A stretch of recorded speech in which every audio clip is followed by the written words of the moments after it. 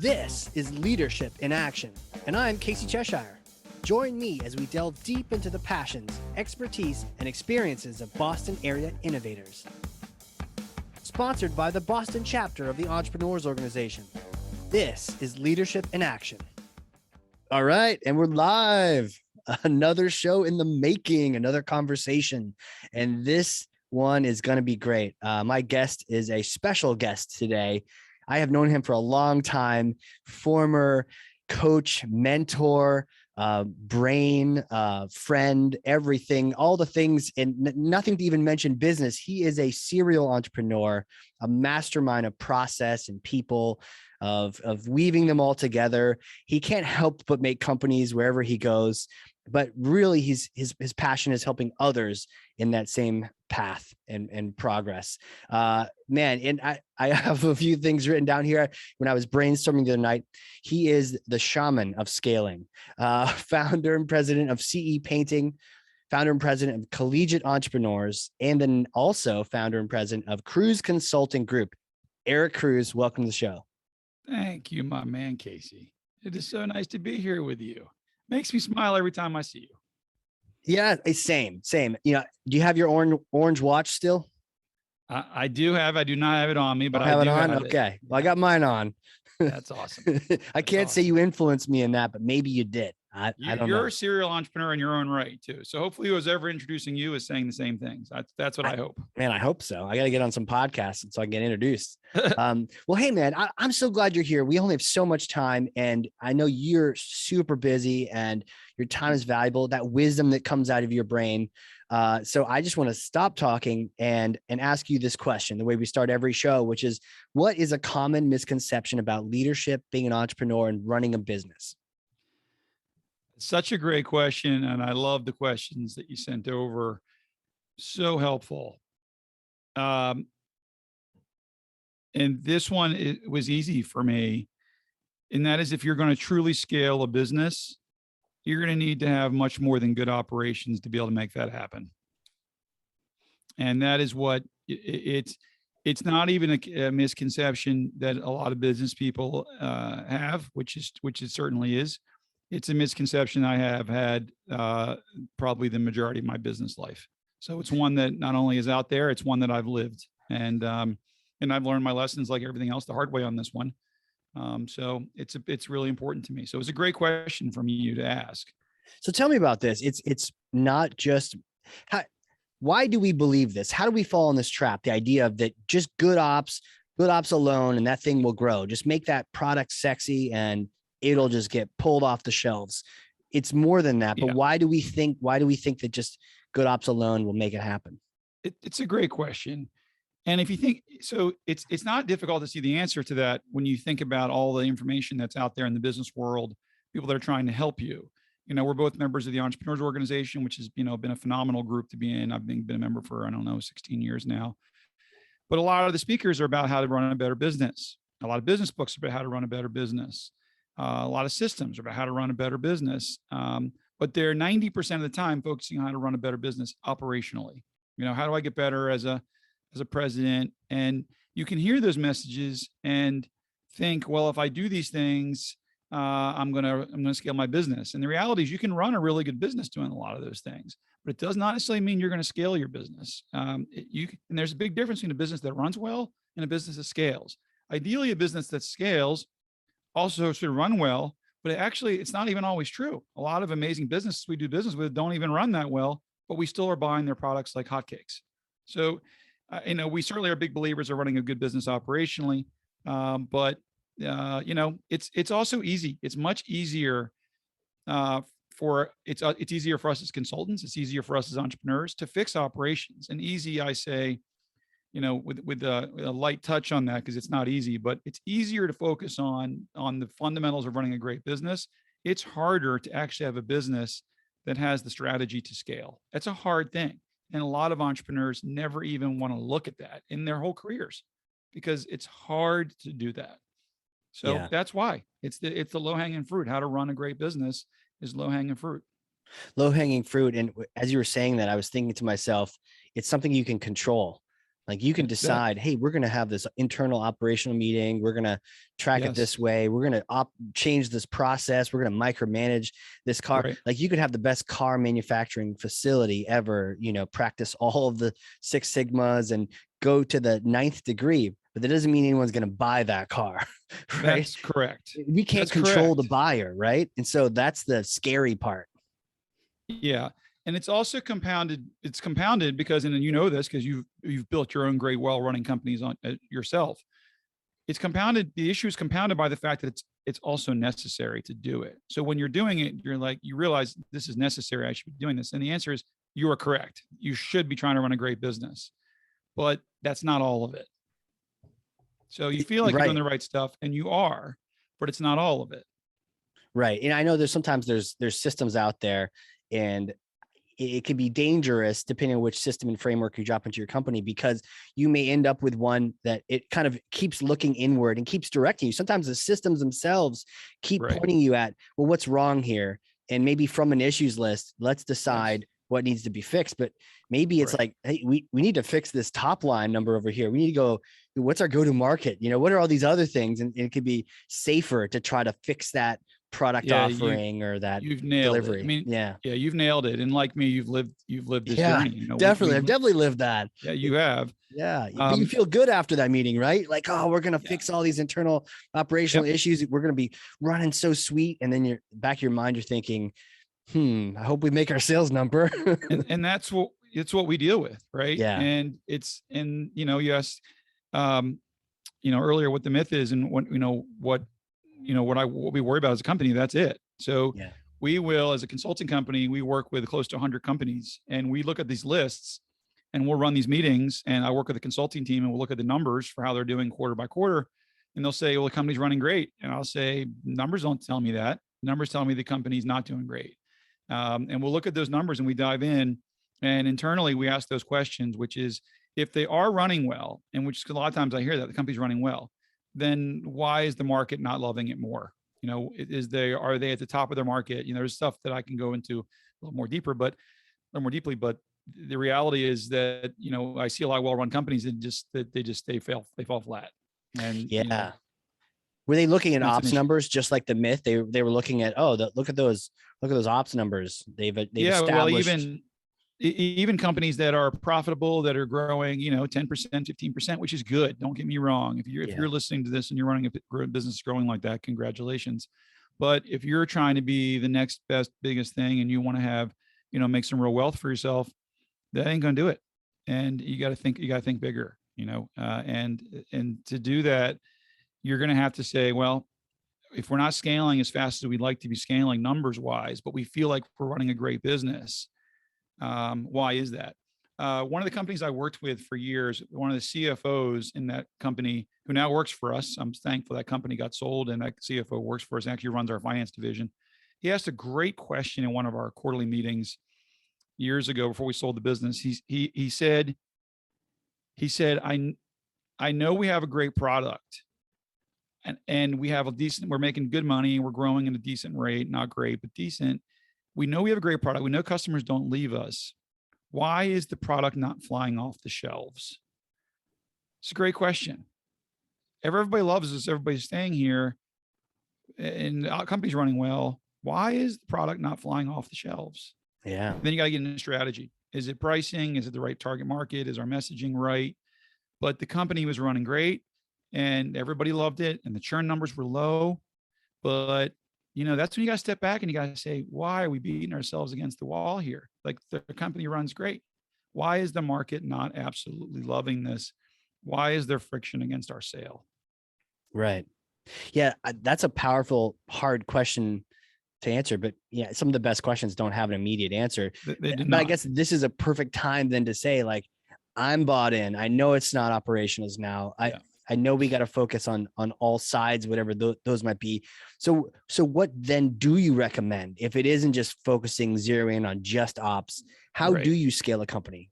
Yeah, it's a great question. So one of our guiding principles in our business is, we have remember what matters most. It's one of the things we say to our clients all the time. What matters most? And we say it's three things. It's the same three things you must remember obsessively at all times. And they are, number one, your customers must absolutely love what you have to offer, and they must love doing business with you. That is number one. They must love what you have to offer, and they must love doing business with you.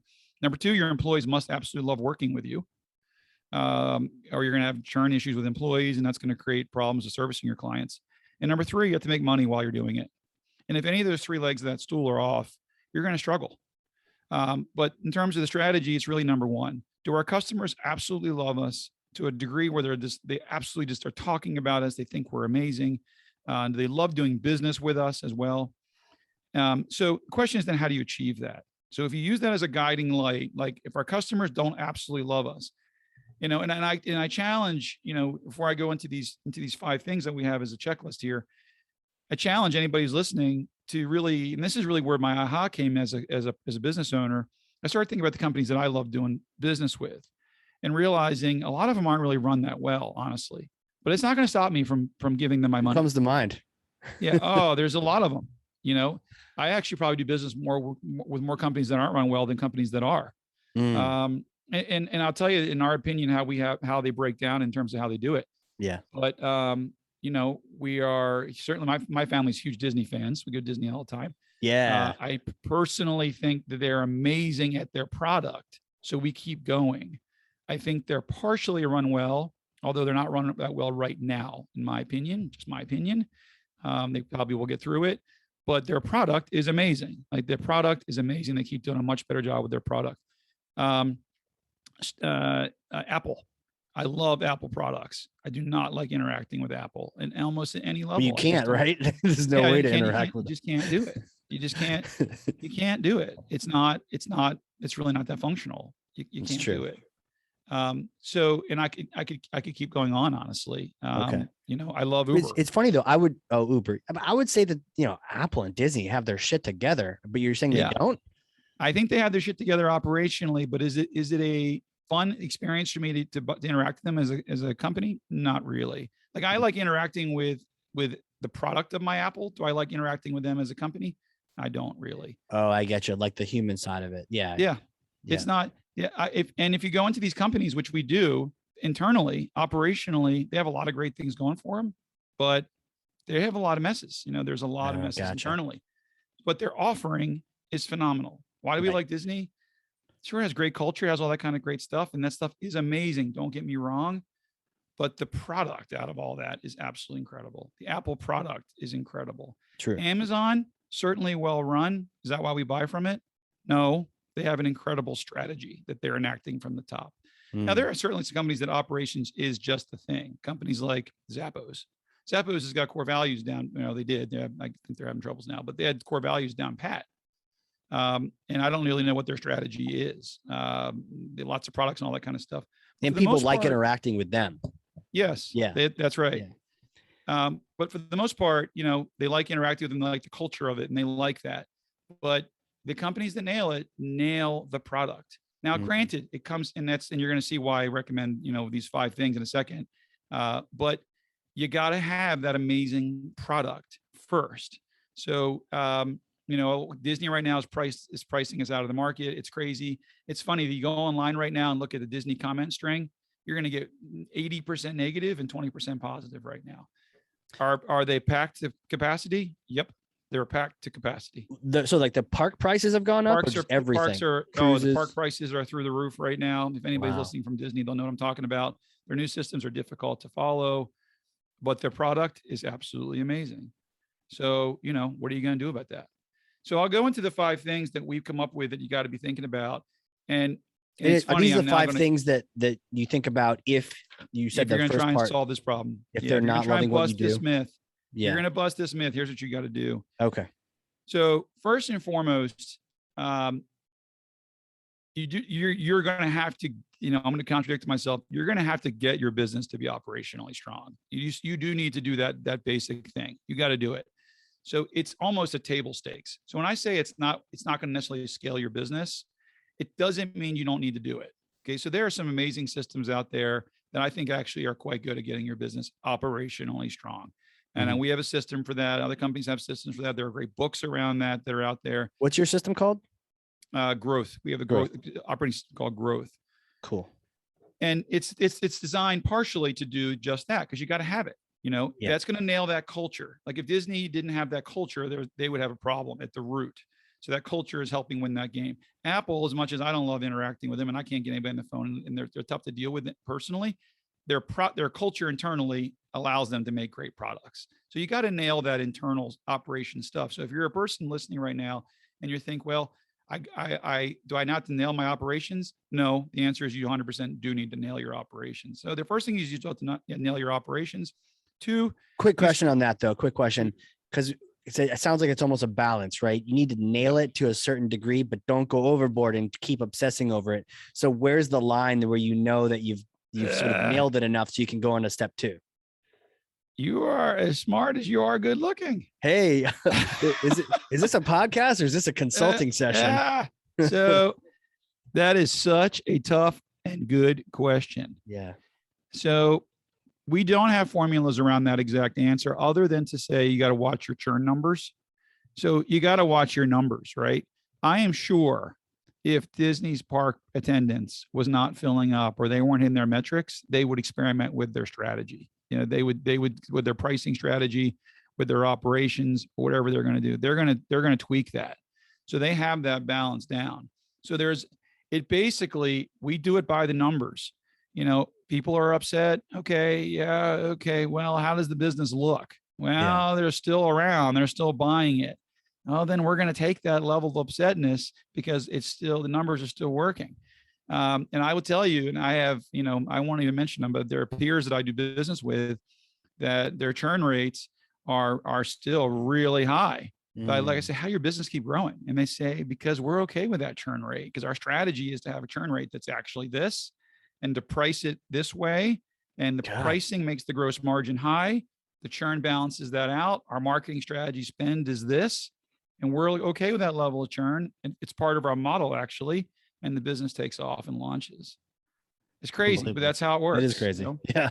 It's all about modeling. So you got to have your model down and figure out what your churn numbers should be. Yeah. And I'm not saying that the strategy is going to replace that customer satisfaction. And in fact, it's going to be one of the things on my list here. But you got to get your business to be operationally strong enough. Right. So that we're not putting out fires constantly. You get it to a point where you're delivering consistently. You can always make it better, and people can think about that. But you get to a point where you feel good, and churn is good. You asked a great question earlier about about businesses that are still doing well, even though they may not be running operationally strong. So we just had a client get bought.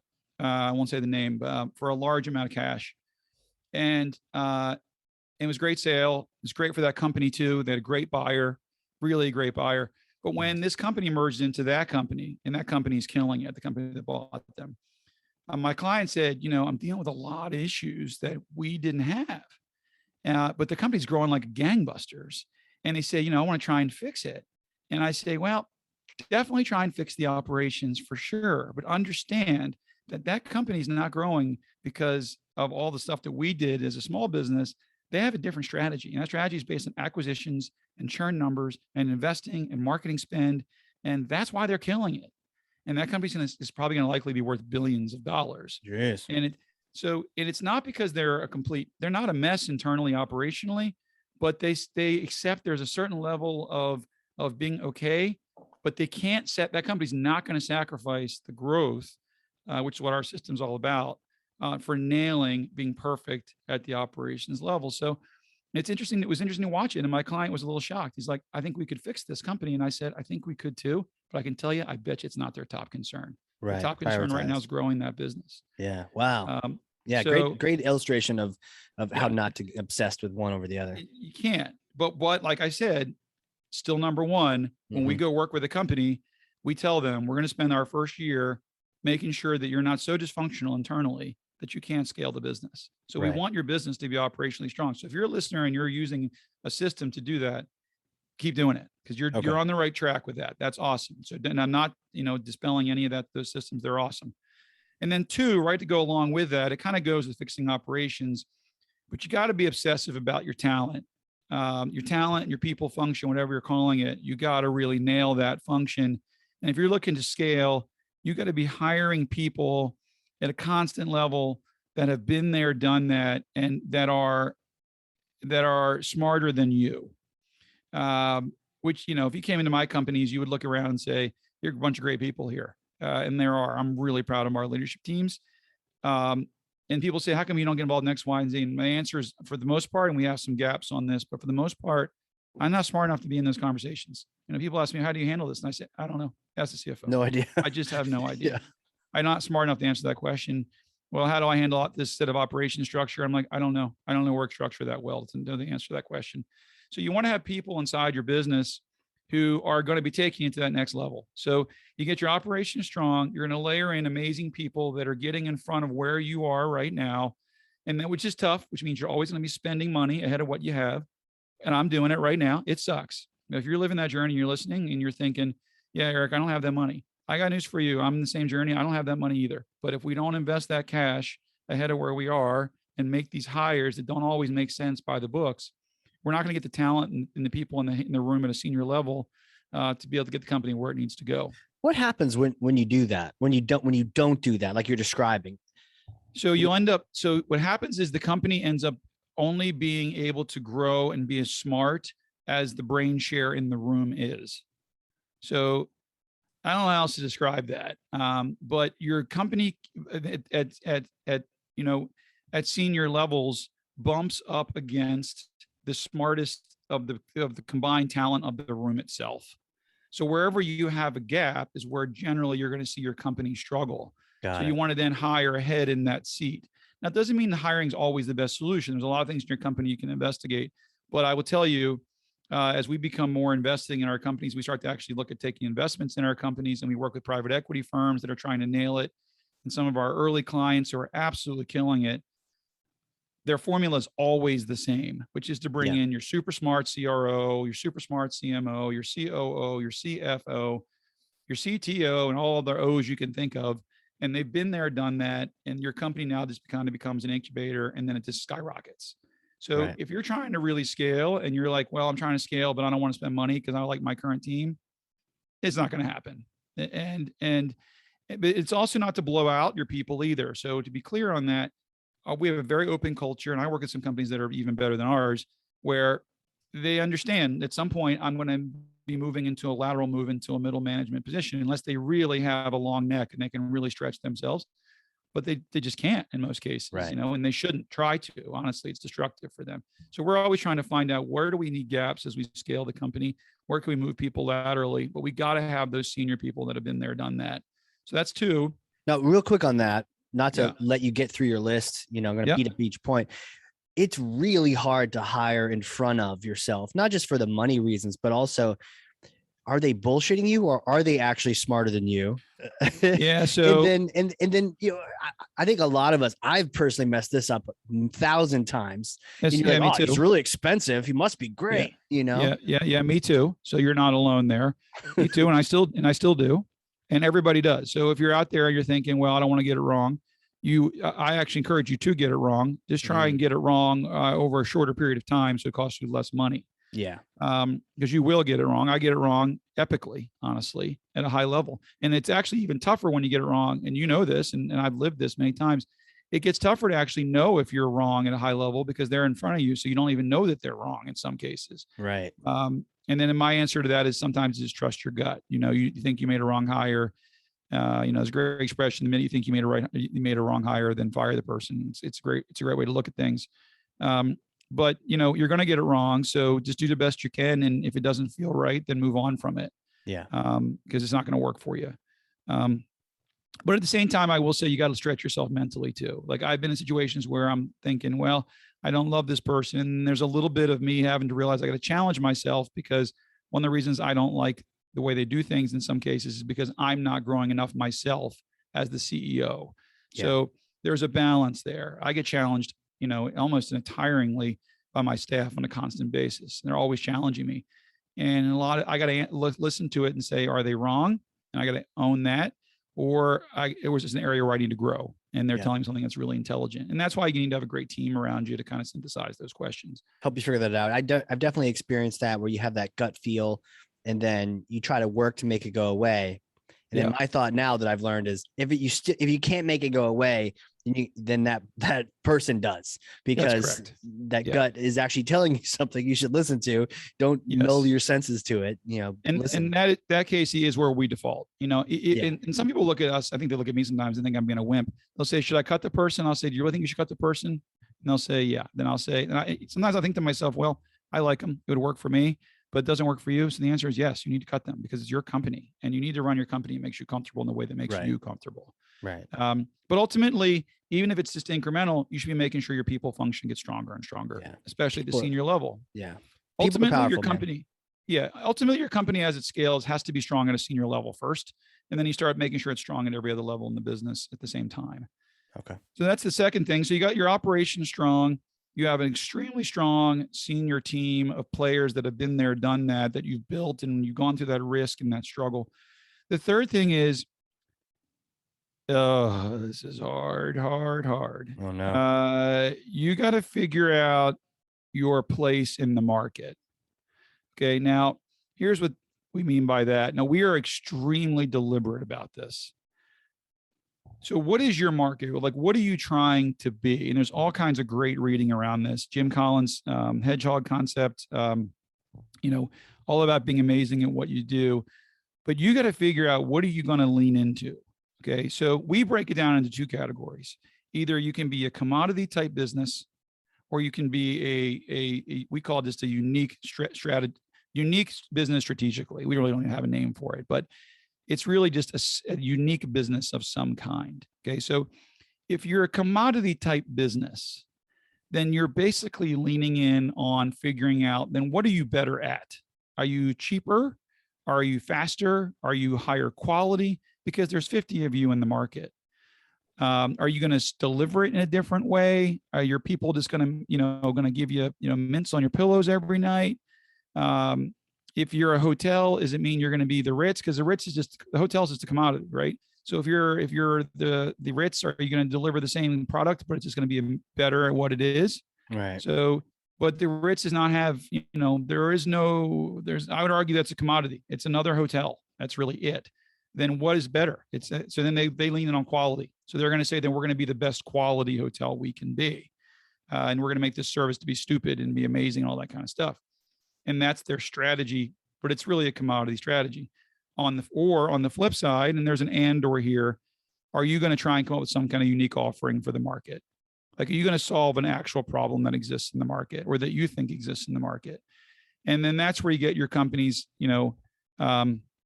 I would argue that to some degree, Disney's really a commodity. It's a theme park that there's a lot of theme parks out there, but they've leaned in on what they want. They're on the strategy, what their theme parks to be, which is family based with an actual theme that's extremely obsessively focused on making people happy. But ultimately, I would say it's a commodity. They just happen to do it much better than everybody else. And there's culture and core values are one of the reasons for that. But if you look at like an Apple, that is not a commodity. You could argue it isn't because it's a phone, but I would say no. The reason the reason we read these books and love Steve Jobs is because he decided he wanted to create an experience, and he wanted to create the iPhone, the iPod, and these personal handheld devices. That's solving a problem in the market. He wanted to have a less, that's a unique offering that you can have, and that's important. So that's a differentiator for him. Amazon's actually, we consider to be a commodity company. Only thing but they're leaning in and picking where they want to fight their battles. So where's Amazon fighting their battle? They're fighting them on variety of products. They're fighting it on ease of purchase, delivery, and they're fighting it on a variety. So it's variety, ease of purchase. There's three of them: variety, ease of purchase, and speed of delivery. I forget that one. So that's Amazon. So you might think, well, Amazon's an amazingly run company. Well, maybe. I don't know. I don't know a single person inside the company. I never interacted with anybody in my life, via email or otherwise. But I know I like them because they are fast. They have a lot of variety of things that I can look at, because these days they basically, if I have my credit card near the machine, it happens to know what my credit card number is. So it makes it purchase extremely easy. Yeah. So that's their strategy that they've leaned into. Starbucks strategy was to create this third place for you to live and hang out. That was their strategy. In between home and work, right? It's that other place. Right, exactly. The third place, right? That was their strategy. McDonald's strategy was to have something that tastes the same across all the different locations, then maximize their portfolio based on real estate. So if you're focusing on just running the operations in your business, you're not having these conversations. Or if you are, they are a 5% of the conversation, when they really, at some point, once you get operations fixed, they need to be 50% of the conversation until you get it dialed in. Now, of course, once you get those differentiators dialed in and you really figure out, you really think that's going to nail the market, then you go back to operating your business again and scaling it, because now you have that dialed in. So now you kind of go back to operations and scaling it, because the strategy now kind of goes to the wayside and you go into execution. The other thing you got to figure out when you figure out these uniques is your target market and your size of your target market, and we call it any consultant knows this, your TAM, your total addressable market. Who are we selling to? What's the size of the ecosystem? What is the total amount of dollars available there? The reason we want to know that is because we want to know how big is this pie we're trying to slice? What percentage of that pie can we get? And is it worth this? Is the juice worth the squeeze? And then the last question we ask ourselves is, we know what we're going to market with. Then we say, how are we going to actually get those clients? So if we know we're going to market with, we think it's unique what we're offering, and it has to be unique. I will tell you, 2/3 of the companies we work with are not unique. And we tell them, look, we don't see it. You're going to be 10% grower, 15 maybe in the max, until you figure out what the next best thing is that you're going to offer. But until you dial in or what you're going to be amazing at, if it's going to be pricing, Walmart, then we got to be, Walmart's a terrible company to do business with, but they're amazing to buy from because they pick pricing as a strategy. So I could go on and on about the strategy stuff, but Walmart only has 2 strategies. And if I ask you what they are, but I'm going to try right now. They have 2 strategies that Walmart nails. What are they? Cheap and nearby. If I gave you 5 minutes, you would say it. Their second strategy is to have an old person in the front who smiles at you. Are you Their really? second strategy is a smiley person. That's it. Their strategy is to have a smiley person, so they have this feel-good environment that they're going to hammer the crap out of their vendors on pricing, and they're going to give you the absolute lowest prices. Everybody hates to interact with Walmart from a pricing standpoint, except for the consumers. Except for the consumers, right? And now all of a sudden you've got Walmart, one of the biggest companies out there.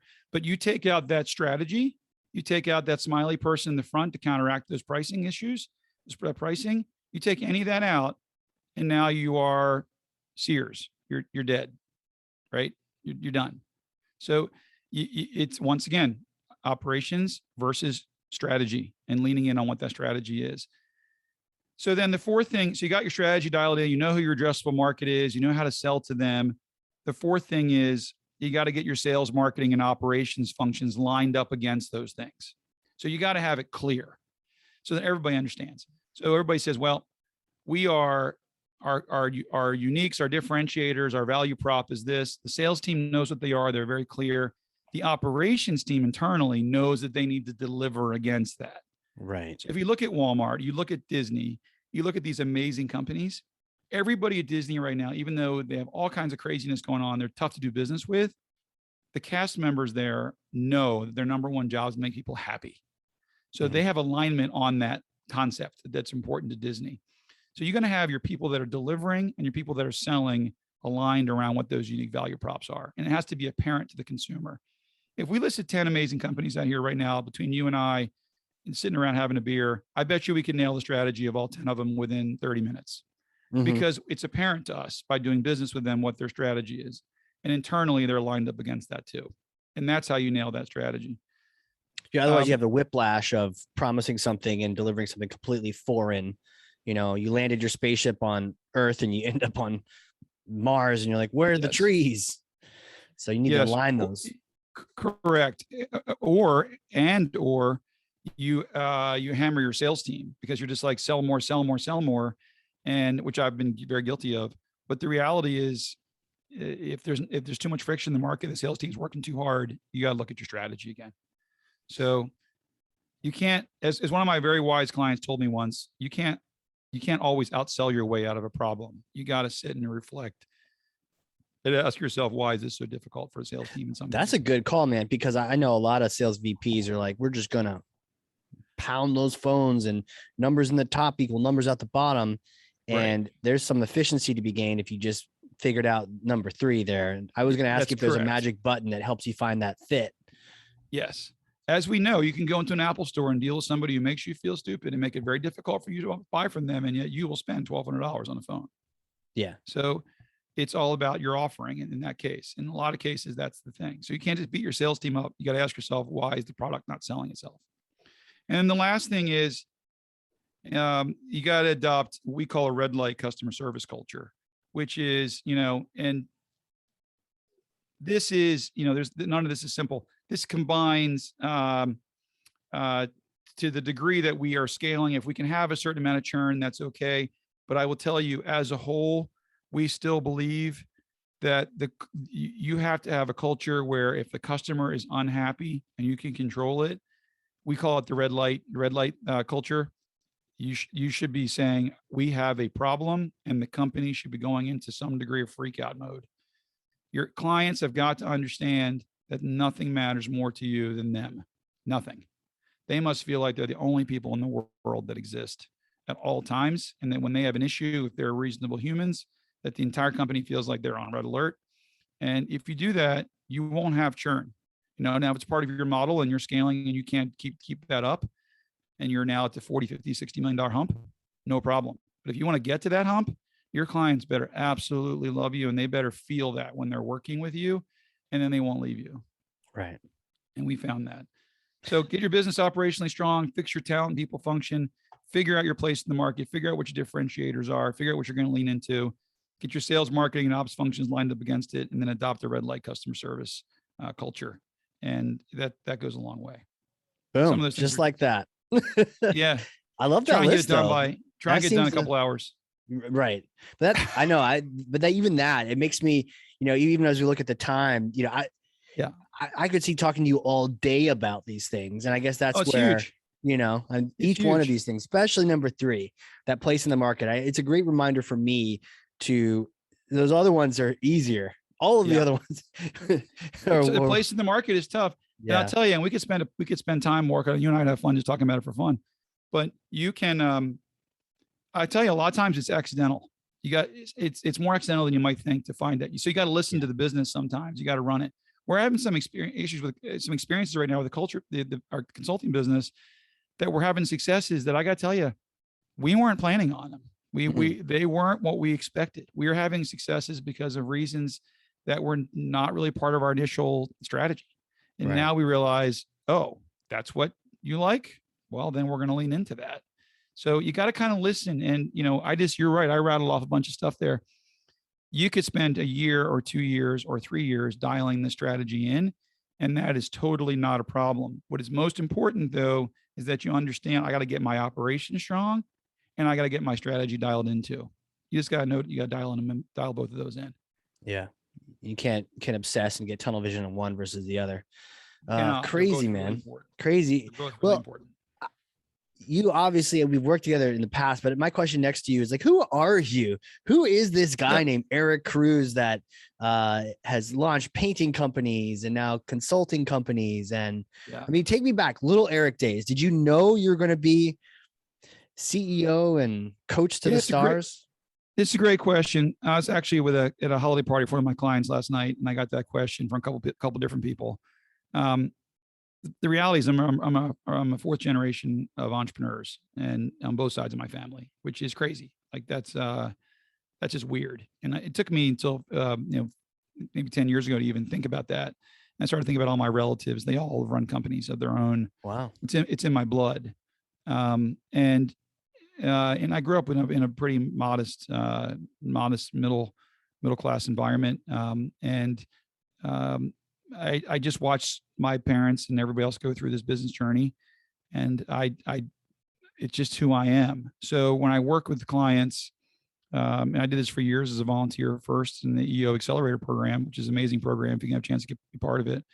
But it's just what I love to do. So to me, I have a and I still do, and my staff laughs at me.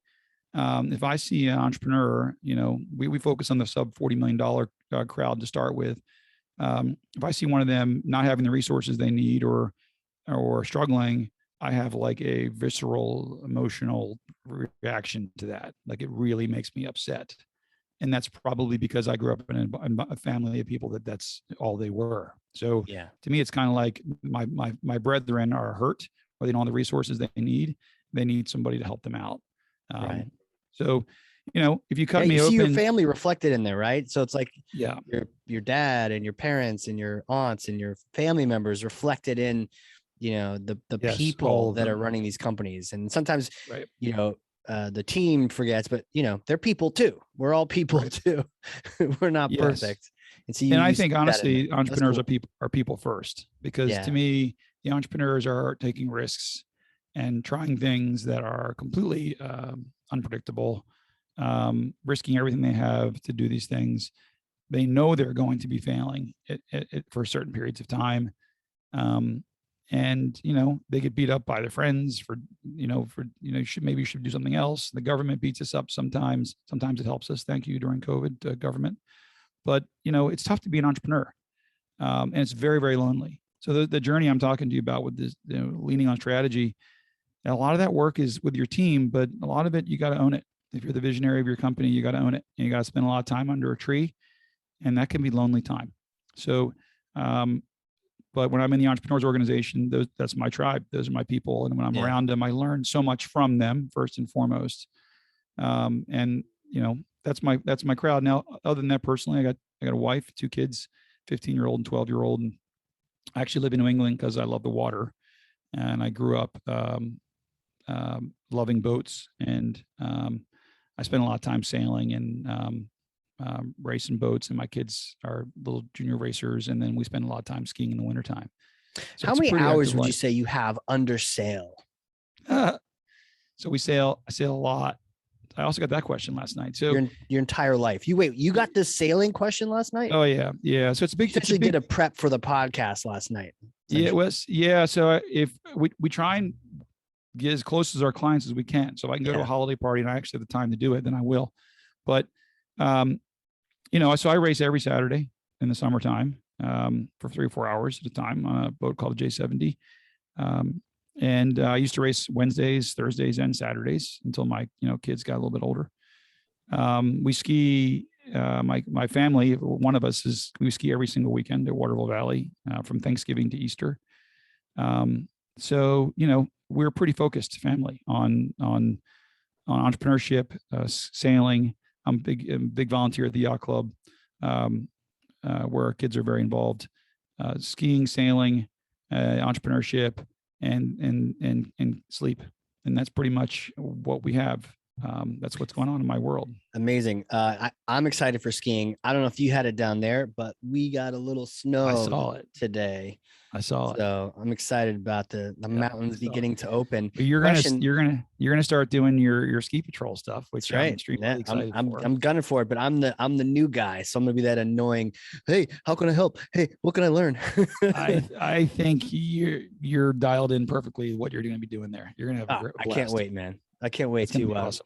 Rescue people off the mountain. But tell me, Waterville, I've skied there before. I don't know if you remember, but I'm just curious. Do you have a favorite trail there? Do you have a favorite area there?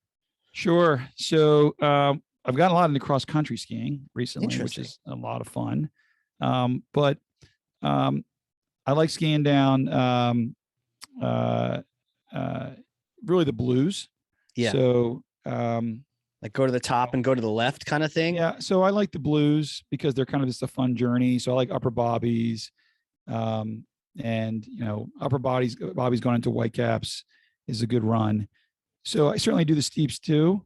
Steeps are fun, but I like to cruise the blues and kind of go as fast as I can. Yeah. But like every parent of kids these days, I go to the mountain a lot these days to sit at the bottom of the mountain and watch my daughter come down the hill on a ski race. So that's cool too, though. That sounds cool. So yeah, but I still do a lot of skiing. That's amazing. Yeah. There's some every now and then a little challenge, when like true grit is iced over.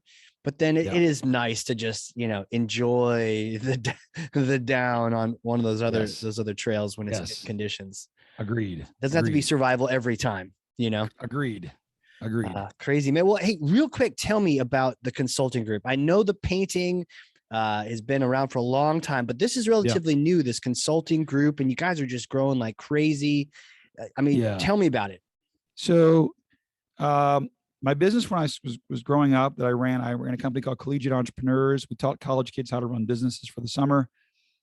We probably, in the 20 years I've owned it, employed close to 12,000 people.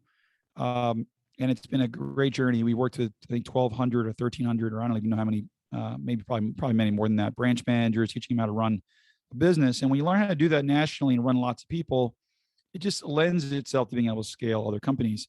So that's actually being sold right now, in the process of getting that transaction done to a very long time person that's worked in that business. And he's thrilled to be part of that. And I'm really excited for him. So after 20 years, I'm going to be selling that business. And then we started a commercial painting business just to take advantage of the upswing in the market and the economy maybe 6 or 7 years ago. That business is growing rapidly. I think we hit 560 or 570 in the Inc. 5000 last year. Crap. Oh yeah, it's massive, massive growth in that business. I have a great leadership team in that company.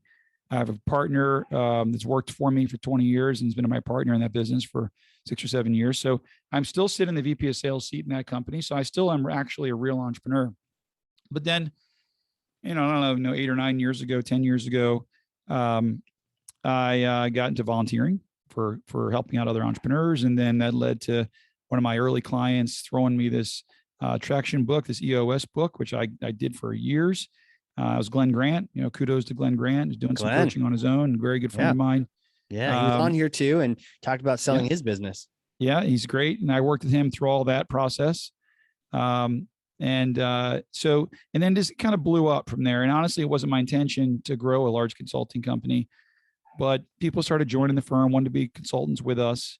And then we ended up leaving EOS. We really adopted our brand promise, which is that we're obsessed on helping companies grow their profitability, their revenue, and the actual value of the business itself. So we ended up leaving EOS because we just wanted to really focus on being consultants and not just implementing a system. We wanted to implement the system, but provide entrepreneurs all the other services they might need just beyond the system, with the system, in addition to the system, to make sure they really did grow. So we have our operating system, Growth, which our clients run on. And then we have a finance company also with a team of CFOs and controllers and bookkeepers. It's CCG Finance. That's a separate business, and a lot of our clients use that service. And we offer M&A services and marketing and content and all that kind of fun stuff as well. But really, it's this consulting company that focuses on getting small businesses, the under 45, $50 million crowd, to get them to become medium-sized, much larger businesses and helping them scale. So we are getting ready to onboard probably in the next month or so our 100th active customer. And we onboard about 2 or 3 new consultants every quarter from all over North America right now, Canada, United States. And it's a blast.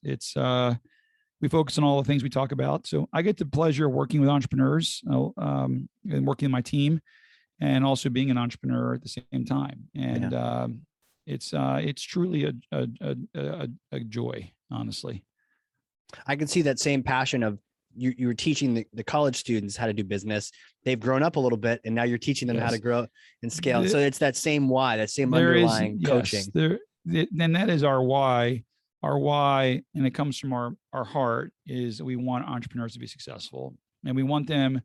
They're going to have the same pains that we all have to some degree, but we'd like, our North Star, our BHAG, other than working with 1,000 clients across North America, which is our target. But our real BHAG is to take that stat you hear that entrepreneurs are going to have a lot of failure, and it's going to have like 1% of a gazillionth of a percent ever are going to be successful, and everybody else is going to die in like a volcano. Like that terrible stat that you hear about entrepreneurs. We want to take that stat and improve it. We want to say, well, that doesn't have to be the case. Entrepreneurship is bloody, but doesn't have to be deadly. We want to make sure that the journey is a little bit easier for people, and that their ability to scale, they have the resources that honestly I never had. I always tell the team, I wish I had our resources when I was growing businesses, because I didn't. Oh yeah. and they're not out there a lot for small business. And our goal is to provide those things for people to make their journey a little bit easier. Amazing. Where can people reach out if you want them to contact you? Social platforms, websites. So they can go to the cruiseconsultinggroup.com. Is there the in it? Is it the Cruise Consulting Group? No, I think it's just cruiseconsultinggroup.com. Okay. They can reach me at eric@cruiseconsultinggroup.com. And we'll make sure they get connected either with me or with somebody on the team that's going to help them out. Yeah. Awesome. And probably reach on LinkedIn as well. For some connections. Oh, yeah, absolutely. LinkedIn, we're everywhere. All over the place. Amazing. Well, this has been fantastic, but it feels like a drop in the bucket. It feels like we just scratched the surface and we got some, the 5 and the 3, but thank you so much for coming on here and it's sharing this. It's first of all, Casey, it's always nice to see you and talk to you. You've done a lot of cool stuff. The podcasting journey is a really cool one to watch, and it's the passion that you have, and it's exciting to see you do that. And second of all, like I said, when I'm with the entrepreneurs, that's, we're a consulting company. In a lot of ways, I actually hate consultants because I like practitioners. I love entrepreneurs. So we've kind of tried to become the unconsulting company. So I hope who's ever listening, if you're on your entrepreneurial journey, whether you end up working with us or not, don't feel alone, because it is a hard journey. You should be proud of yourselves just for doing it. I'm grateful to be on the show with you. Absolutely, man. And for those listening, those on their journey listening, if you learned something, and I freaking know you did, because I literally have 2 pages of notes front and back, then share this episode with someone else. That is literally the definition of being a thought leader in your ecosystem, whether it's on LinkedIn or whatever platform. Share this content with other people, whatever you learned, the 5 from Eric, the 3 things to remember that what matters most. There's so many takeaways. Maybe just rewind this thing and start from the beginning again. And certainly take advantage of EO, take advantage of Accelerator, as well as the Cruise Consulting Group. So Eric, thank you again, man. My pleasure. Thank you. All right. Well, everyone, this has been an amazing episode of Leadership in Action. We will see you all next time. Leadership in Action is sponsored by the Boston chapter of the Entrepreneurs Organization. As the world's only peer-to-peer network exclusively for entrepreneurs, EO helps transform the lives of those who transform the world.